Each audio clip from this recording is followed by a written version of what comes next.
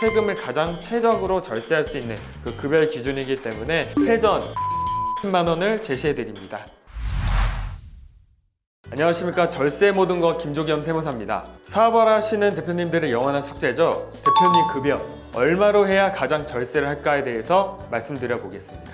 대표님들이 세무사 관리하는 직원들한테 이렇게 많이 여쭤보십니다. 도대체 매달 급여를 얼마에 받아야 되는지, 법인의 이익에 따라서 책정하는 방법도 있고, 다른 소득이 있는 경우에는 100만 원, 200만 원 하세요, 200만 원, 300만 원 하세요, 이렇게 임의로 안내를 받으시는 경우가 굉장히 많은데요. 하지만 최적의 급여가 있습니다. 대표님 또는 임원의 경우에는 법인의 정관 그리고 주주총회를 통해서 대표님 급여 또는 임원의 급여를 정하도록 되어 있지만, 실질적으로는 회사의 이익이나 매출액 그리고 회사의 여러 가지 사정에 따라서 급여를 책정할 수가 있고, 어느 정도 재량권이 있기 때문에 우리는 급여를 책정할 때 세금을 가장 절감할 수 있는 해당 구간으로 급여를 설정하셔야 됩니다. 대표님 급여 또한 일반 근로자와 마찬가지로 연말정산의 과정을 거쳐서 세금을 납부하게 되실 텐데요. 연말정산 급여에 대한 계산은 여러 가지 항목 중에 비과세 소득, 인적공제, 그리고 세액감면과 공제세액이라고 하는 항목을 통해서 절세를 할 수가 있고, 그렇게 최종적으로 납부할 세금은 결정세액이 기납부세액보다 큰 경우에는 차익을 납부하게 되고요, 결정세액이 기납부세액보다 작은 경우에는 차익을 환급받는 절차로 이루어집니다.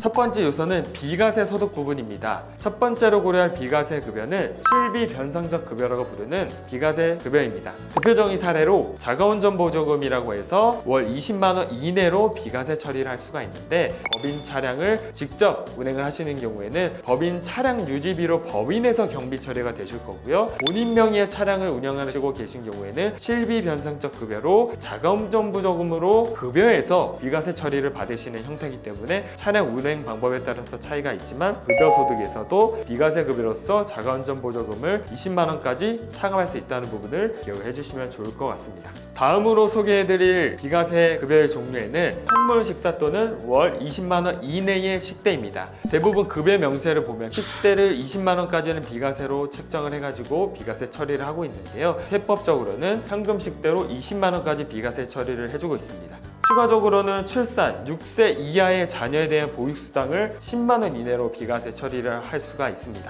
다음으로 소개해드릴 절세 방법은 신용카드 소득공제입니다. 신용카드 소득공제는 그냥 신용카드 많이 쓰면 되는 거 아닌가? 체크카드 많이 쓰라고 하던데, 현금영수증 쓰라고 하는데, 이렇게만 알고 계시죠? 하지만 우리가 총 급여를 기준으로 가장 최적화된 신용카드 사용 금액이 있습니다. 우리는 각각의 공제 한도를 먼저 살펴볼 필요가 있겠는데요. 먼저 총급여 7천만 원 이하인 경우에는 기본 공제가 300만 원, 그리고 총급여가 7천만 원이 초과하는 경우에는 기본 공제 한도가 250만 원밖에 안 되는데, 이것 또한 총급여의 25%를 초과해서 쓴 금액에 대해서만 각각 신용카드 15%, 체크카드나 현금영수증은 30%와 같은 공제율을 적용해서 이 한도를 적용하기 때문에 무조건 신용카드를 많이 쓴다고 해서 세금이 줄어드는 게 절대 아닌 것입니다. 추가 한도로는 전통시장, 대중교통, 도서나 신문, 영화와 같은 관람료에 따라서 각각의 추가 한도를 주기도 하지만, 총급여가 7천만 원이 넘지 않았을 때 역시 300만 원의 한도가 부여가 되고, 총급여가 7천만 원 초과가 됐을 때 200만 원의 한도가 부여되기 때문에 여기에서 많이 나오는 숫자 바로 7천만 원을 강조드리고 싶은데요, 우리 대표님 급여를 설정하실 때는 첫 번째, 총급여가 7천만 원이 넘지 않게 설정을 하셔야 기본 한도와 추가 한도를 600만 원까지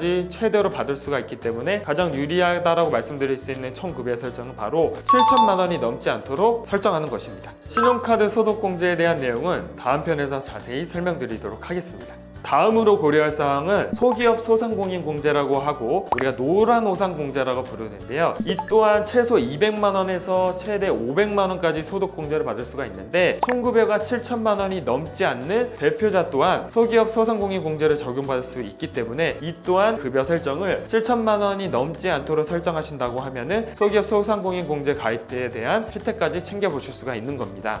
다음으로 살펴볼 내용은 연금계좌 세액공제입니다. 연금계좌 세액공제는 퇴직연금과 연금저축 가입금액의 12%, 그리고 총 급여가 5,500만 원이 넘지 않을 때는 15%의 세액공제를 받을 수가 있는데요. 최근에는 개정을 통해서 총 공제 한도액이 퇴직연금 불입액 기준으로 900만 원까지 혜택을 볼 수가 있기 때문에 900만 원 한도를 전액 납입했을 때 12%의 공제율을 적용해서 약 100여만 원, 그리고 지방세까지 110만 원 정도의 세제 혜택을 받을 수가 있습니다. 그렇게 해서 계산한 최적의 급여, 바로 최전 620만 원을 제시해 드립니다.